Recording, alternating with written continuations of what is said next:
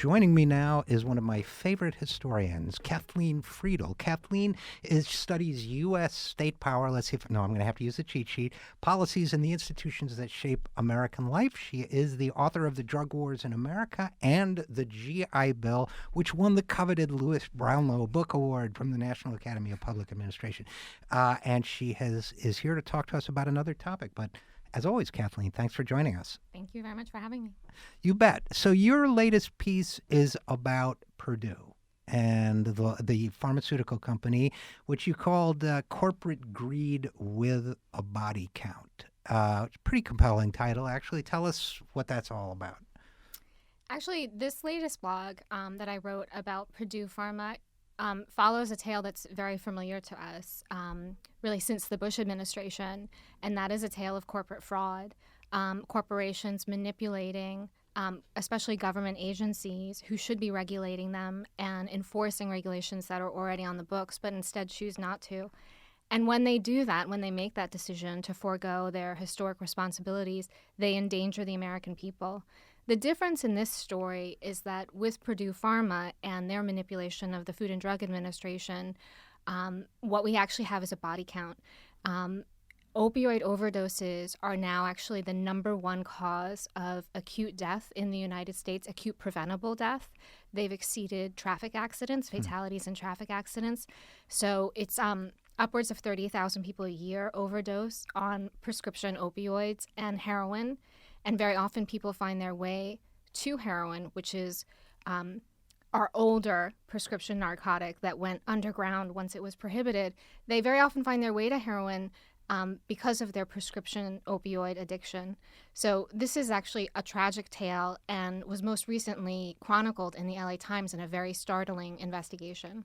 Yeah, and we'll talk about that in a second, but just to review my history, as I recall, heroin was, as you mentioned, a prescription drug at one point, and wasn't it introduced originally to help people with morphine addiction? Wasn't it in effect the methadone of its time? Wasn't that part of the thinking behind it, or do I have that wrong? No, you don't have it wrong, and I actually wish more people knew this history better, because so often in our press we see heroin reported as a dangerous drug, and it is a dangerous drug, but it's prohibited heroin. That's the dangerous drug. Right. Heroin, when it was legal and illicit, and it still actually is legal in some countries like the UK, is just like any other painkiller. There are dangers associated with it, but when it's legally produced, it can be regulated and curbed for its harmful effects. So when heroin first came on the scene, it was not only thought to be a better alternative to morphine, it was also thought to be non-addictive in the way that Purdue Pharma also advertised OxyContin to be non-addictive. And it was thought to be a great treatment for things like asthma. One of the reasons why overdose is such a danger with opioid drugs is because it literally relaxes the chest. And sometimes it relaxes the chest into heart attack and death. But in milder forms, it can relax the chest for asthma. So people in the 1930s were actually getting prescription heroin for asthma. Yeah, and of course, morphine was a prescription drug as well, continues to be. Continues to be. Just quick story that I think gets us back to Purdue Pharma. I try to stay away from all addictive substances. I have a tendency toward it. So, I had minor surgery maybe 20 years ago, 15, 20 years ago. And I said to the doctor, I have a tendency to addiction, so I want to make sure whatever I'm given reflects that, is sensitive to that. And he said, there's a great new thing out now. A really effective painkiller, completely non-addictive. It's called OxyContin. Yes, exactly. This does get us back to the story. So what the LA Times uncovered, and I really have to congratulate them for their investigative work, because a lot of this was suspected, but they've unearthed the documents that actually show it and prove it to be the case. What they found was that in the 1980s, Purdue Pharma was faced with a lapse on one of their most important patent drugs, and it was a morphine-type painkiller. And once that patent lapses, then generics can compete with that drug, and so they were facing kind of a subsequent loss of revenue. So what they decided to do was innovate their way into a new patent that would protect a new kind of painkiller. And the innovation, which is real, the innovation that they landed upon was this kind of time-release technology that releases the drug over time into a person's body. The problem was, even in trials, let alone subsequent clinical use, even in trials, it was shown that this time-release technology did not work for a substantial number of patients. But in claiming that it worked, and the FDA signing off that it worked, even despite the evidence that it didn't for many, many people, in claiming that that time-release technology worked, they also made this kind of follow-on claim that OxyContin was less addictive. Because your body was receiving the drug in such low increments, it was thought, you couldn't become addicted to it. That's now largely been disproven as a false claim.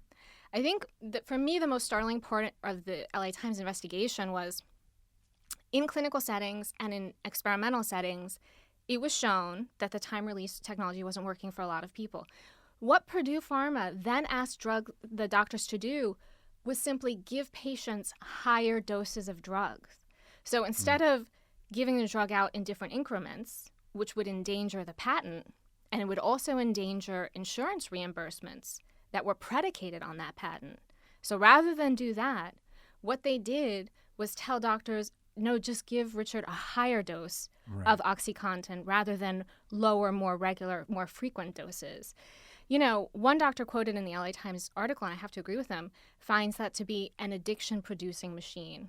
You know, to walk someone up to this high cliff and then push them over into a deeper ravine. I mean, the narcotic withdrawal that they suffer through makes them crave the drug even more. Right, and probably amplifies the pain symptoms that they were trying to.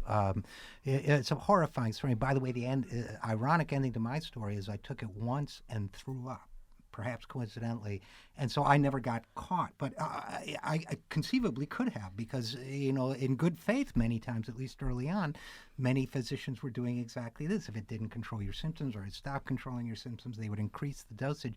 So this is a pretty horrible case of a pharmaceutical manufacturer knowingly and cynically doing something that will addict and potentially kill many, many people. Where exactly, you mentioned a government breakdown, a breakdown in the government oversight process. Where does that come into it? So I think the government breakdown actually comes in two places. One is the FDA.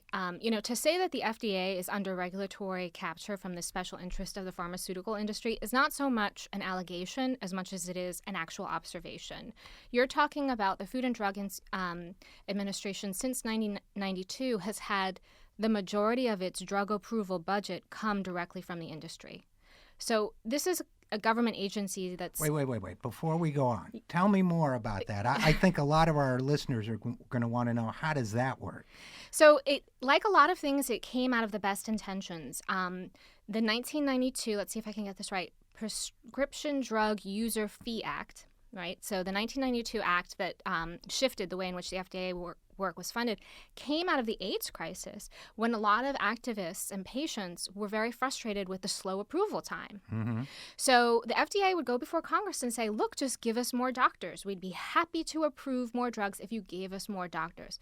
But here we are in a fully neoliberal moment where funding the government for its legitimate purposes is something that we just cannot abide doing. So rather than do that, what Congress decided to do was change the way the FDA did its business and actually solicit fees from the industry directly for approval of any given drug, right? So rather than be funded by the government, it's now funded by the industry. Now, this has expedited approval time, especially if you're willing to pay a higher fee, but it also means that a lot more drugs get approved than used to, because it's just a case of straightforward regulatory capture.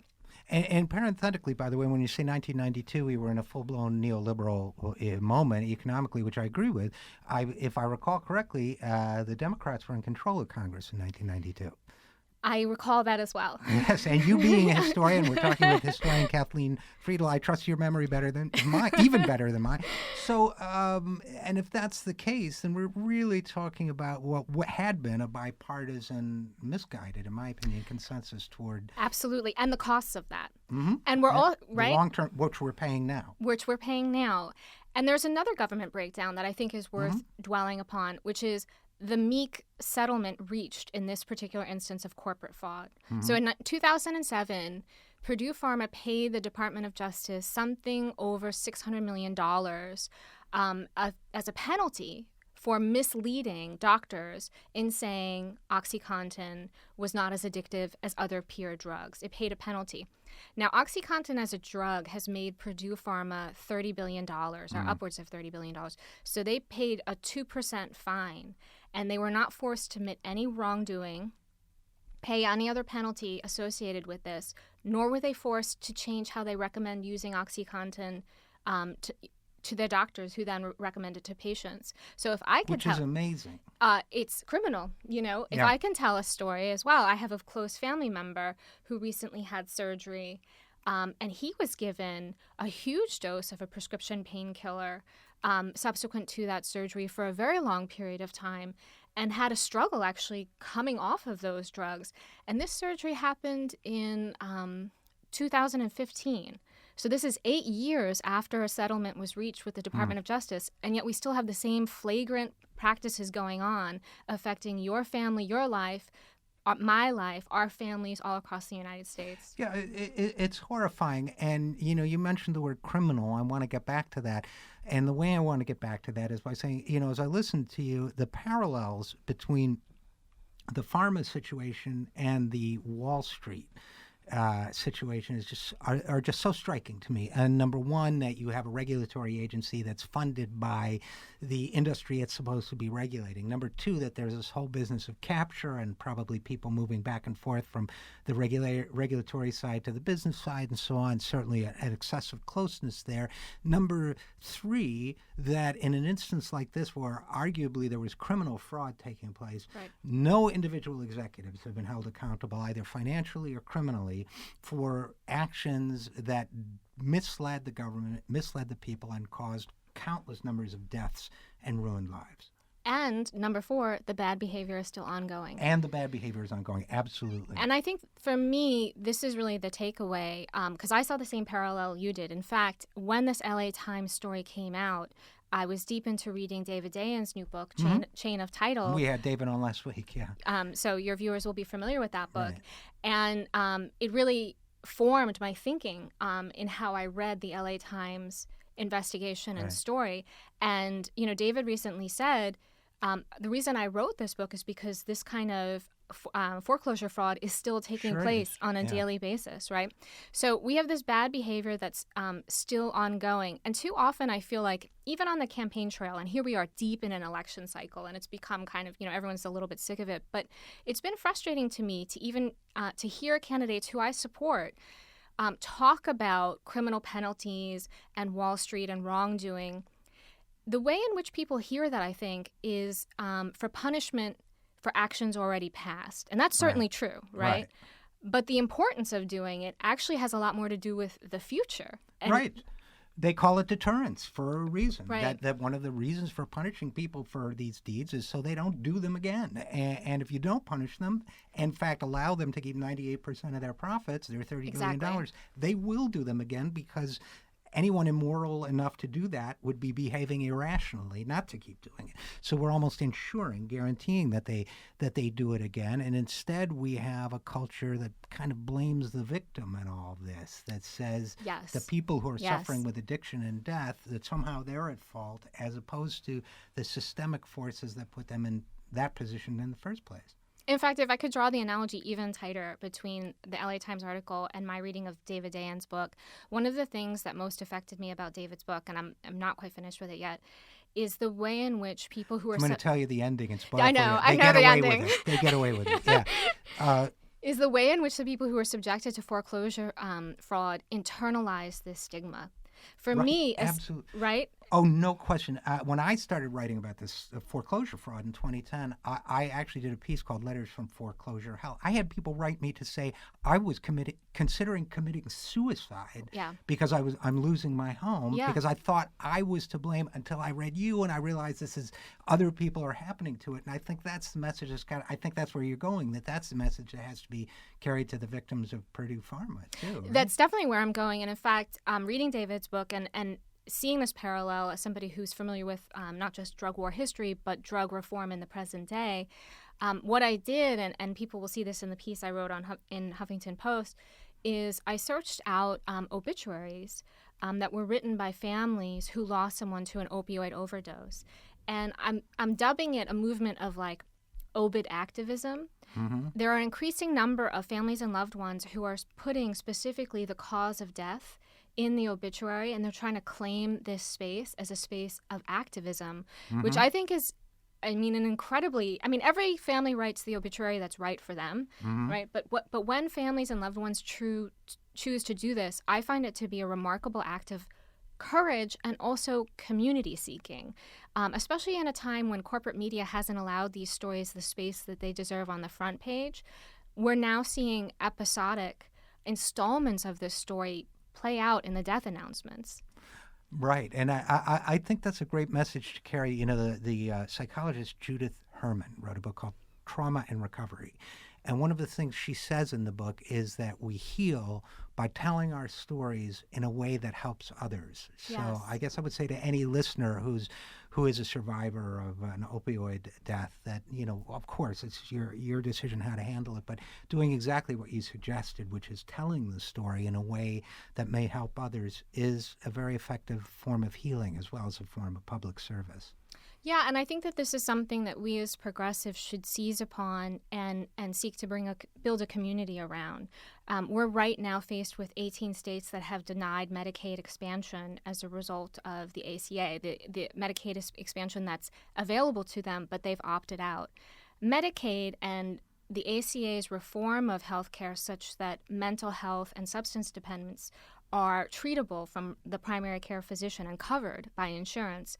This is a missed opportunity that we as progressives, I think, should be actively naming and fighting for. In fact, some of the 18 states that have opted out of Medicaid are the states most affected by the opioid crisis, right? So this is a message I think we should be carrying forward with resolve and courage, and we should look to these families who have written their stories basically and put their broken hearts on display in the obituary section for inspiration. And fight the regulatory fight to make sure that companies like Purdue Pharma don't get away with it anymore. So Kathleen Frydl, historian, friend of the show, I hope. Thanks so much for writing about this. Thanks so much for writing about this anyway. Thanks for coming on the show anyway. And as always, good to talk to you. Thanks, Richard.